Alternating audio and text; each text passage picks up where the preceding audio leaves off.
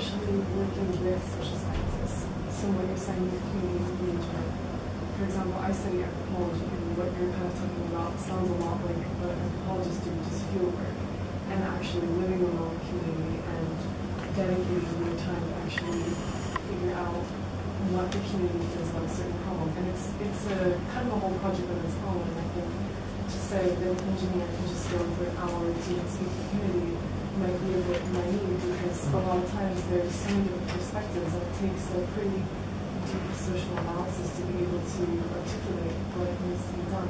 So that's something you're So I think that maybe this is what your first comment is about. That conversation needs to happen as well, because these efforts are already taking place. So at this moment, right now, somebody's planning a hydroelectric dam somewhere in Brazil, and they are doing a public engagement that's going to last an hour, and that's going to be the public opinion. They've aggregated, it's done. So social science must catch up, and they must find a way, because these processes are already taking place, and it must simply work. We must find a way of engaging with communities on the product and the projects that are ongoing, because there's so many projects that have been commissioned, and it's very urgent that community engagement is aggregated in some kind of way.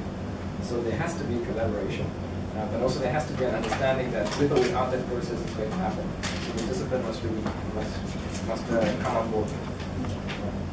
If I may come in, it's up to the pressure group at UCT to be very specific that engineering must be taught in an interdisciplinary way. So that engineers are introduced to sociology, for example, and economics, and history.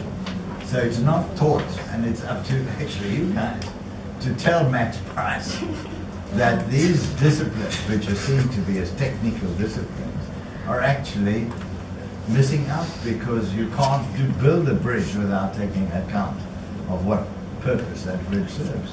Sorry, can I